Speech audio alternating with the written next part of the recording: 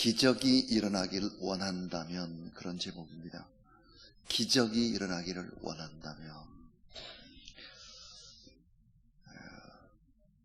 예수 그리스도를 전혀 믿지 않던 사람들이, 불신자들이 교회에 나오게 되었을 때 왜 교회를 나오게 됐나, 나오게 된 동기가 뭘까, 이렇게 이제 조사를 해보았습니다. 그랬더니 주로 이런 얘기였습니다. 병이 들어서 병 고침을 받고 싶어서 교회에 나왔다. 너무 가난해서 좀 부유해지고 싶어서 교회에 나왔다. 마음이 불안하고 참 행복이 없어서 평안함을 얻기 위해서 교회에 나왔다. 어떤 사람은 너무 죄를 많이 짓고 살아서 이제는 좀 새 삶을 내가 시작을 하고 싶다.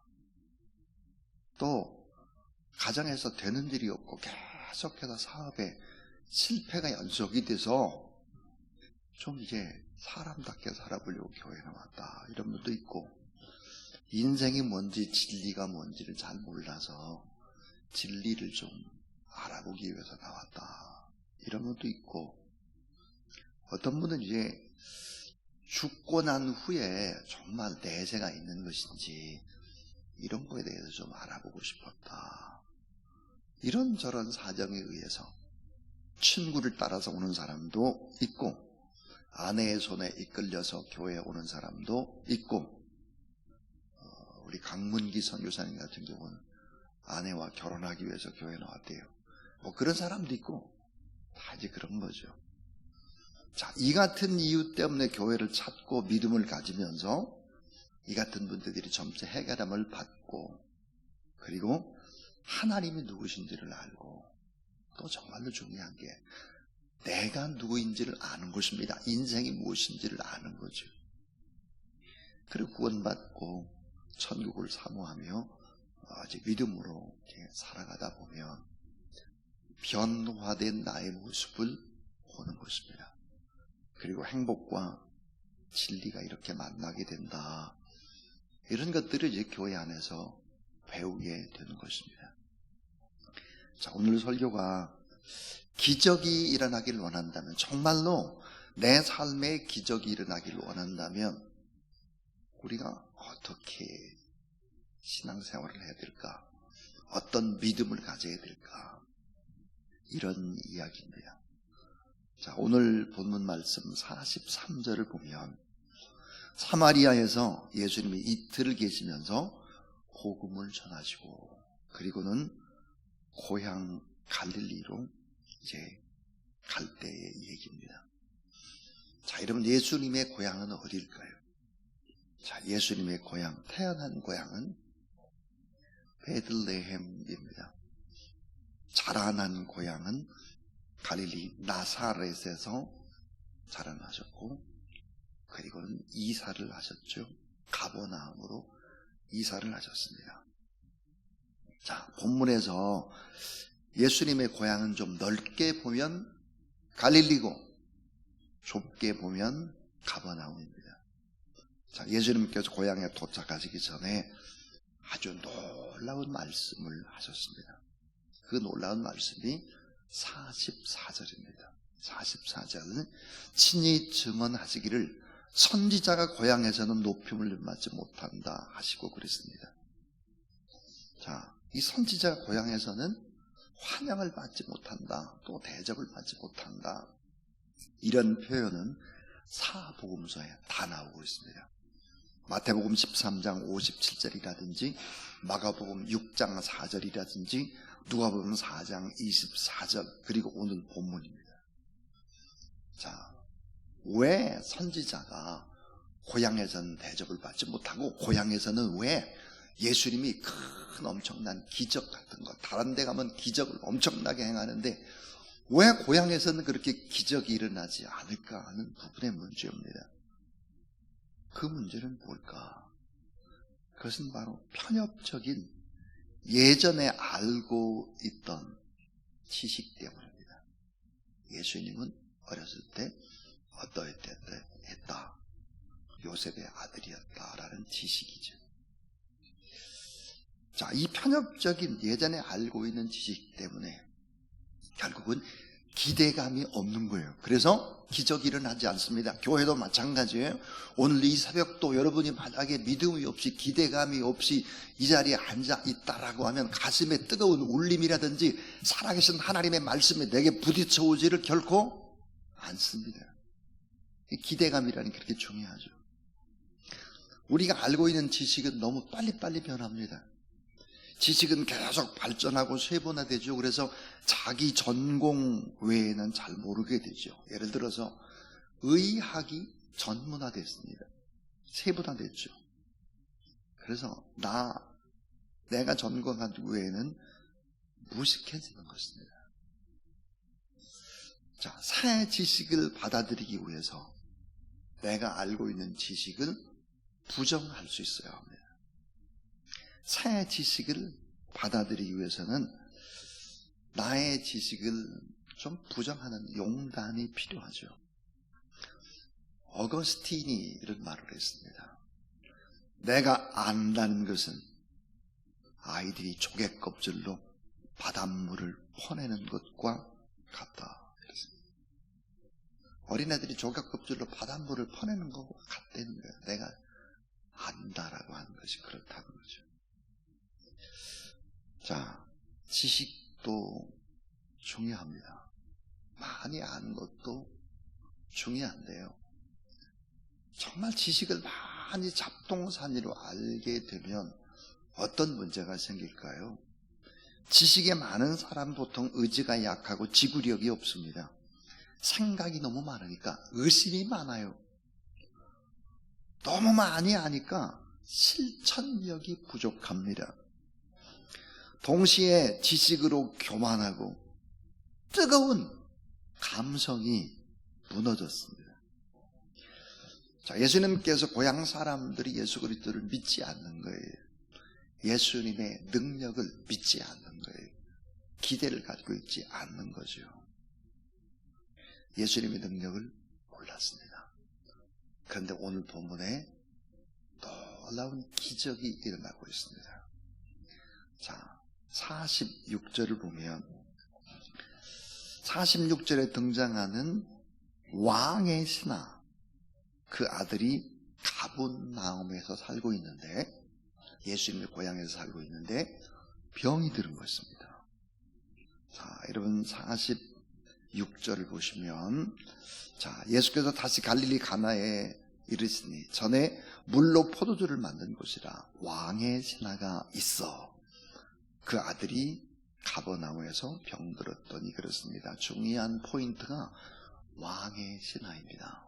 여러분, 왕의 신하가 누구일까? 왕의 신하, 분봉왕 헤롯 왕의 신하입니다. 헤롯 왕의 신하. 그러니까 엄청난 지체가 높은 신하. 이 높은 지체가 아주 높은 이 신하는 무엇을 봤나? 예루살렘에서 예수님이 하신 일들을 보게 됩니다. 자, 왕의 신하. 그 믿음은 과연 어떤 믿음이었을까? 참된 믿음. 아들이 중병에 걸렸다는 그런 사실. 그런데 이 중병에 걸린 아들이 다시 사는 기적. 왕의 신하. 어떤 믿음이 있었길래 기적을 봤을까 하는 것입니다. 자, 이제 네 가지 얘기를 할 텐데요. 그 첫 번째입니다. 첫 번째는 왕의 신하는 겸손히 자신을 낮추는 믿음이 있었습니다. 자신을 겸손히 낮추는 믿음입니다. 나를 낮추는 거, 이게 얼마나 중요한 일입니까? 자, 47절에 보면 왕의 신하가 직접 예수님을 찾아옵니다. 그리고 정중히 요청을 하죠. 자, 여러분, 왕의 신하면 지체가 높은 귀족 중에 한 사람입니다. 이 아버지는 자기의 체면, 위신을 상관하지 않고 초라한 모습의 청년 예수 그리스도께 무릎을 꿇었습니다. 여러분, 이렇게 고난이라고 하는 것은 인간을 낮추게, 겸손하게 만들 수 있는 것이 고난의 힘입니다. 이 사람은 적절한 고난이 없으면 겸손의 모습을 보기가 어렵죠. 자, 단순한 마음, 낮추는 겸손은 고난이 주는 선물입니다.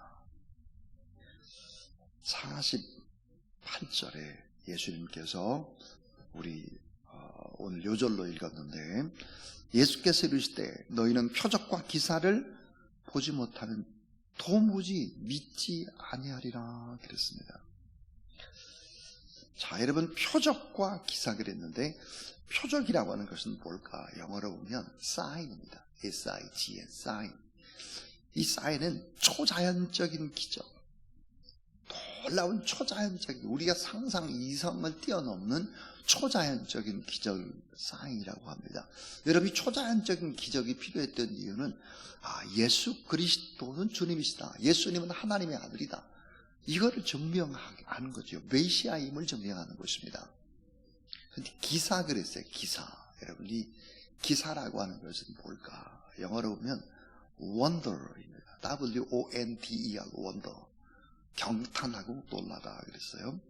그러니까 너희는 놀라운 기적, 이런 거를 보지 않으면 도무지 믿지 않는다, 눈에 일어나는 것을 확인해야 믿는 이런 사람들이다, 그렇게 얘기를 하고 있습니다. 자, 그렇게 이제 말씀을 하셨는데, 자, 왕의 신하의 요청, 아들이 죽게 됐다. 그러니까 내 아이가 죽기 전에 좀 빨리 좀 와달라. 그리고 내 아이를 고쳐주시라고 하는 요청입니다. 자, 예수님께서 이제 질병을 고친 경우들이 참 많잖아요. 예를 들어서 백부장, 로마의 백부장, 높은 지체의 백부장, 자기의 종이 병들었는데 예수님 고쳐주세요. 고쳐주셨죠. 또 가나안 여인, 귀신 들린 자기의 딸 고쳐달라고 막 애걸복걸합니다. 그래서 고쳐주셨습니다. 자, 오늘은 왕의 신하입니다.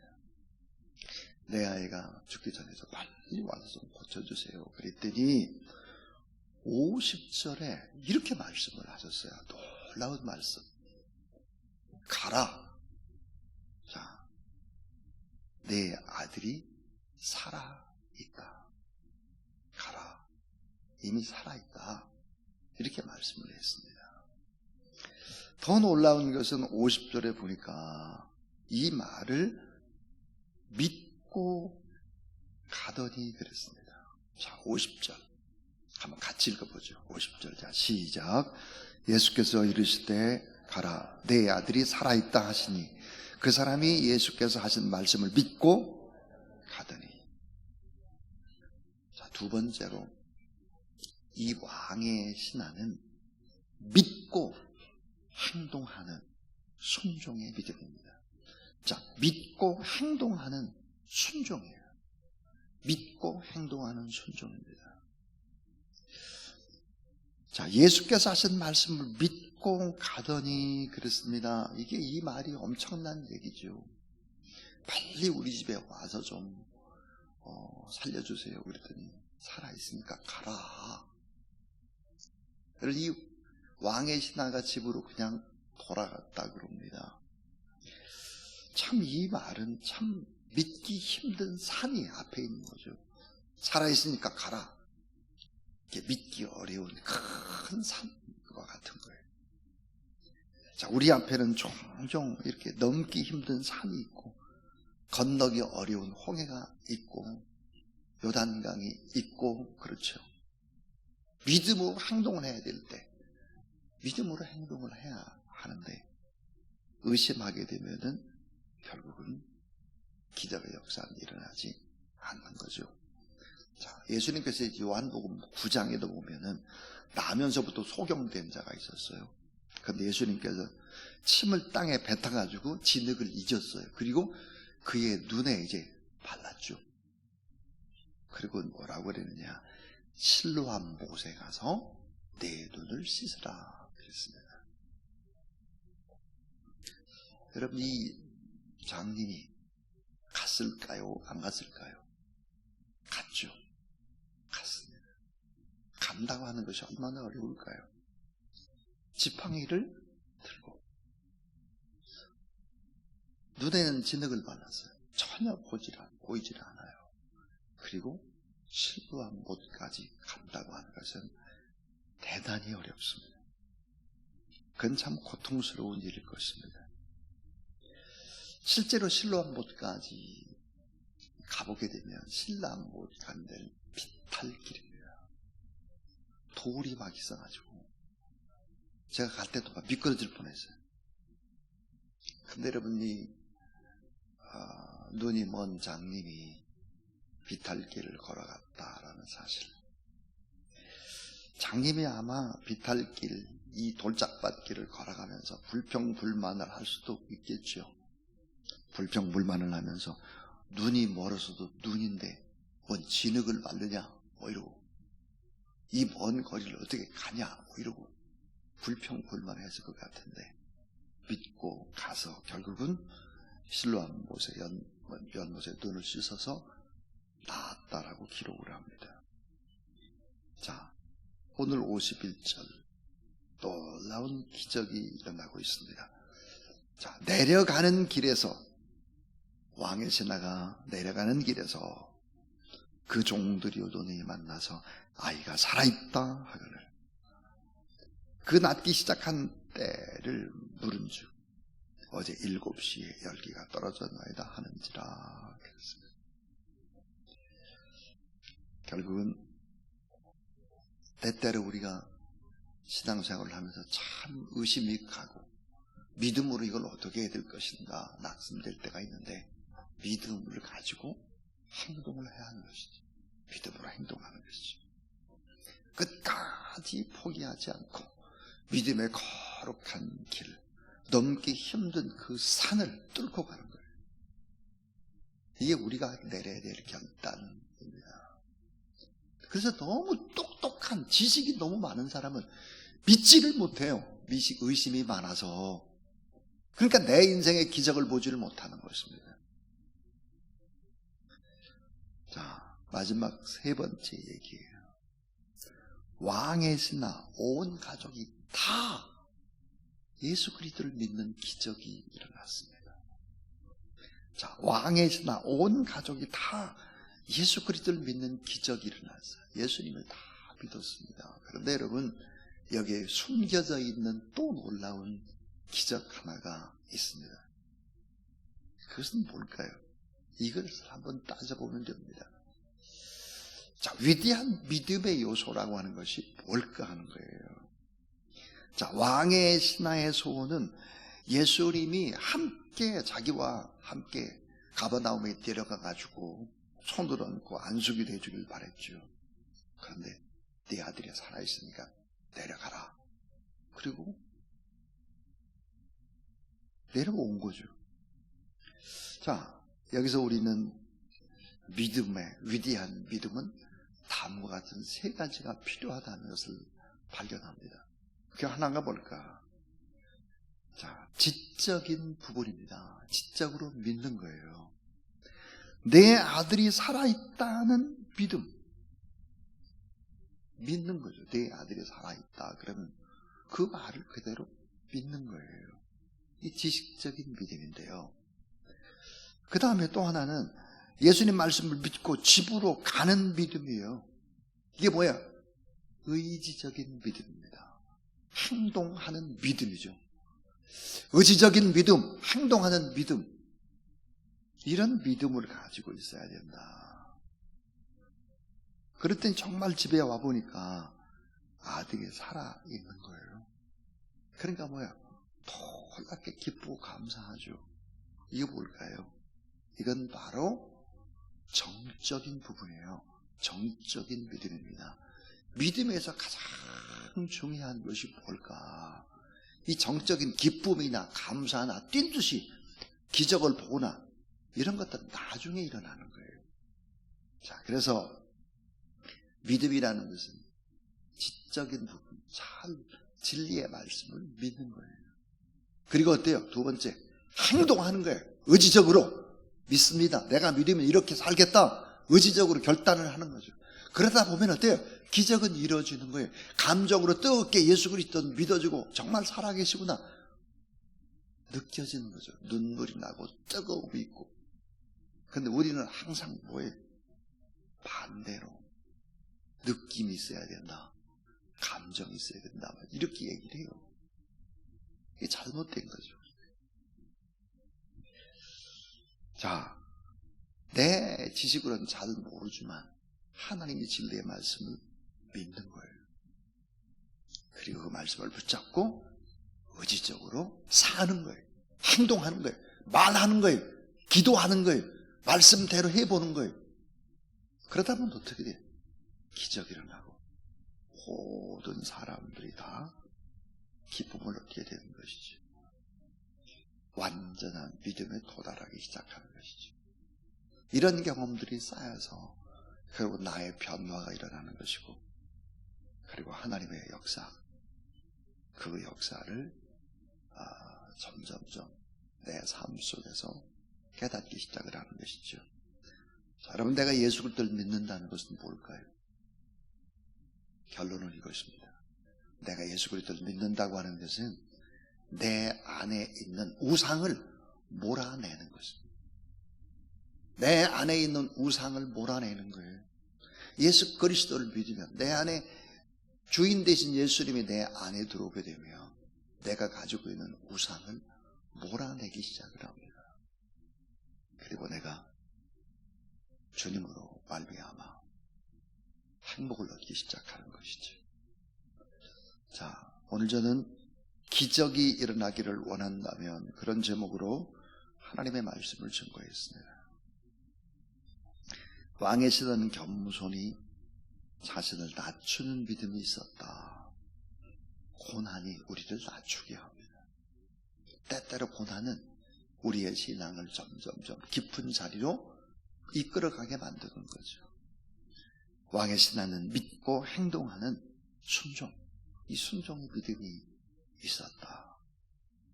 정말 넘기 힘든 의심의 삶, 도저히 내 머리로 이해가 되질 않지만 그걸 부정하고 꺾는 것입니다. 끝까지 포기하지 않는 확신으로 부딪히고 나가보는 것이죠. 왕의 신하의 온 가족이 다 예수 그리스도를 믿었습니다. 왕의 신하는 온전한 믿음이 뭔지를 배우는 기적, 이런 기적들이 일어났다 하는 것입니다. 오늘 우리에게도 정말 이런 놀라운 기적, 은혜가 우리의 삶 속에 넘치시기를 주님의 이름으로 축원합니다. 543장, 545장 찬송하겠습니다.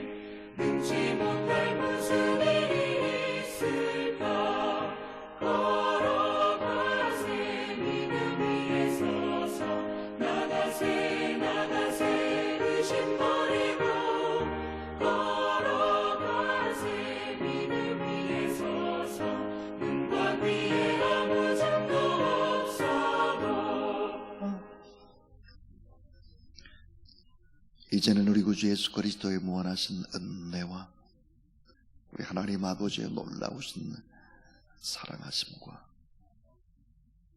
내 안에 있는 우상들을 몰아내고 또 늘 성령으로 충만케 하시는 보혜사 성령 하나님의 역사하심이 오늘 하나님 앞에 예배드리고 성령의 능력과 기름 부으심을 받고 특별히 중보 기도로 나가기를 원하는 모든 하나님의 종들 머리 위에 이제로부터 영원토록 함께 하옵시기를 간절히 축원하옵나이다. 아멘.